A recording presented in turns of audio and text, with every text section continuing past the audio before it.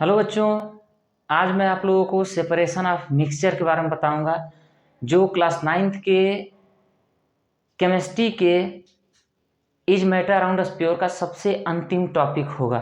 ठीक है। इसके पहले मैंने आप लोगों को इज मैटर अराउंड स्फीयर में जो सोल्यूशन है उसको पढ़ाया, व्हाट इज सोल्यूशन। उसके पहले आप लोगों को होमोजेनस मिक्सचर, हेटेरोजेनस मिक्सचर, इन सब के बारे में बताऊं।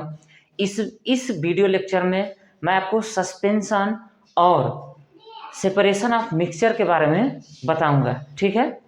देखिए, सबसे पहले सस्पेंशन क्या होता है। सस्पेंशन आप लोग जानते होंगे कि जब आपके घरों में छोटे बच्चे जब बीमार पड़ते हैं तो उनको जो डॉक्टर प्रेस्क्राइब करता है, जो लिक्विड, जो सिरप, उस पर लिखा रहता है मोटे हेडिंग में सस्पेंशन, और उसको उस पर यह भी लिखा रहता है कि यूज या इस तरह से लिखा रहता है सेक वेल बिफोर यूज। ठीक है, सेक वेल बिफोर यूज। सस्पेंशन जो होता है सोल्यूशन से बहुत अलग होता है। क्यों? सोल्यूशन के पार्टिकल को, जो सोल्यूशन के अंदर जो सॉल्यूट होता है, जो छोटे छोटे जो पार्टिकल होते हैं, उसको हम आसानी से नहीं देख सकते, लेकिन सस्पेंशन के पार्टिकल को हम बड़े आसानी से देख सकते हैं, नेक्ड आई से बड़े आसानी से देख सकते हैं। आप जब घरों में जो छोटे बच्चे होते हैं, उनकी जो एंटीबायोटिक दवाइयाँ होती है, जो बुखारों की जो दवाइयाँ होती हैं, उनको जो जब रखे गए होते हैं तो आप उसे उठाते हैं तो सबसे पहले उसे सेक करते हैं, हिलाते हैं। उसके बाद सेक करने के बाद उसको ढक्कन में लिया जाता है, चम्मच में, फिर बच्चे को दिया जाता है। क्यों इस तरह से होता है? क्योंकि जो पार्टिकल होते हैं उसमें, जो सॉल्यूट के पार्टिकल होते हैं, सस्पेंशन की एक क्वालिटी यह है, प्रॉपर्टी है कि इनकी जो सॉल्यूट की जो पार्टिकल होती है वो बेस पे सेटल डाउन हो जाते हैं, उनके तली में बैठ जाते हैं, जिसकी वजह से उसे सेक किया जाता है। तो सस्पेंशन की सबसे पहली जो प्रॉपर्टी होती है क्या होती है? इनकी सॉल्यूट के पार्टिकल बड़े होते हैं और हैवी होते हैं, जो सेटल डाउन हो जाते हैं नीचे। ठीक है, सस्पेंशन। दूसरी चीज क्या है कि जब किसी सस्पेंशन से, सपोज करिए कि ये कोई सस्पेंशन से भरा हुआ ग्लास का, शीशे का ग्लास है। ठीक है, और जब आप एक दूसरे साइड से इस पे टॉर्च की लाइट को जब आप क्या करते हैं, जलाते हैं, टॉर्च की लाइट जब इस पे जलाते हैं, भेजेंगे, तो जो बीम ऑफ रेज होगा सस्पेंशन में, जो बीम ऑफ रेज होगा वो क्या होता है, स्कैटर्ड हो जाते हैं beam of rays other side. ठीक है, सस्पेंशन में होता क्या है कि जब हम किसी एक साइड से लाइट को जलाते हैं तो इसके अंदर, सस्पेंशन के अंदर जब बीम ऑफ रेज जाती है तो स्कैटर्ड हो जाते हैं, और ये बाहर देखेंगे तो ऐसे फैले हुए दिखाई देंगे, which is called Tyndall effect. इसको क्या बोलते हैं? Tyndall effect. ठीक है, टिंडल इफेक्ट क्या होता है? जब किसी रास्ते से बीम ऑफ रेज, किसी का भी बीम ऑफ रेज, सनलाइट हो सकती है, टॉर्च भी हो सकती है, जब वो गुजरता है तो वह अपने रास्ते में पड़ने वाले पार्टिकल से ऐसे स्कैटर्ड हो जाता है, फैल जाता है। उसी प्रभाव को हम टिंडल इफेक्ट कहते हैं। ठीक है, उसके बाद इसमें सस्पेंशन में बहुत कुछ नहीं है। आगे चलिए सेपरेशन ऑफ मिक्सचर में, मिक्सचर को कैसे सेपरेट करते हैं ये तो मैं इसके पहले वीडियो लेक्चर में आपको बताया हूँ कि मिक्सचर को कैसे सेपरेट करते हैं। अगर आप नहीं देखे हैं तो मेरे यूट्यूब चैनल पे जाके उसे सर्च करके देख सकते हैं। तो separation of mixture, separation of mixture, देखिए किसी भी मिक्सचर को सेपरेट करने का कई विधियाँ होती है, फिजिकल विधि होती है और केमिकल विधि होती है। तो अधिकतर हम लोग अपने घरों में जो इस्तेमाल किए जाने वाले जो विधि है, जो प्रोसेस है, जो मेथड है, उसे हम क्या बोलते हैं? Physical method. तो फिजिकल मेथड में कई चीज़ें आ जाती हैं, जैसे कि पहला है हैंड पिकिंग, हैंड पिकिंग। उसके बाद दूसरा है बच्चों सीविंग। उसके बाद तीसरा है बच्चों विनोइंग, विनोइंग। ठीक है, उसके बाद अगर इधर आप देखेंगे केमिकल मेथड में तो क्या होता है कि how to separate cream from milk. इसका आंसर क्या होगा अभी बताऊंगा, इसको डेरिवेशन करके।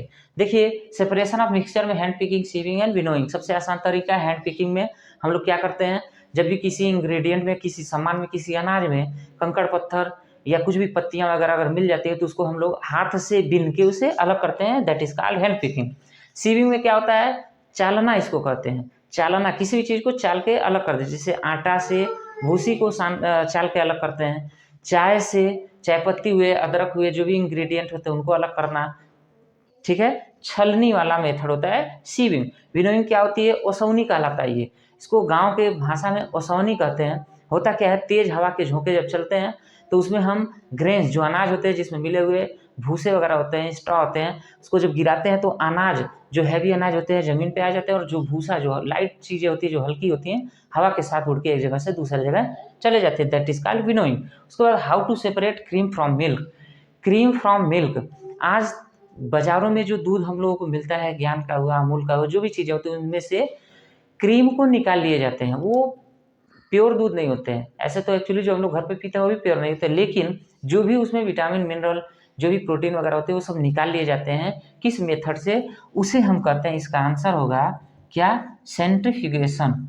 सेंट्रीफ्यूगेशन मेथड इसको कहते हैं, याद रखना, ये क्वेश्चन बहुत बार पूछा है, ठीक है।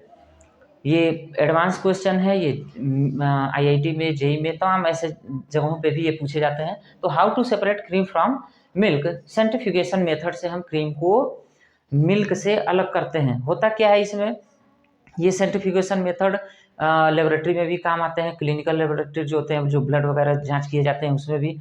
गोल सा एक मशीन होता है जिसमें बर्तन में दूध रख के, उसकी एक अलग से बर्तन आती है, उसमें डाल के उस पर रख दिया जाता है, और ये इलेक्ट्रिकली चलते हैं। इलेक्ट्रिकल चार्जेस जब उसमें भेजे जाते हैं या विद्युत प्रवाह किया जाता है तो बड़ी तेज़ी से राउंड होता है, रोटेट होता है, रोटेट होते होते उसके बीच में रॉड होती है। वो करती क्या है, जितने भी दूध के अंदर मिल्क होते हैं उन सबको ऊपर छान के कर देता है, ठीक है, उनको ऊपर कर देता है, और जो मिल्क होते हैं, जो व्हाइट पार्ट होता है वो नीचे बैठ जाता है, सेटल डाउन हो जाता है।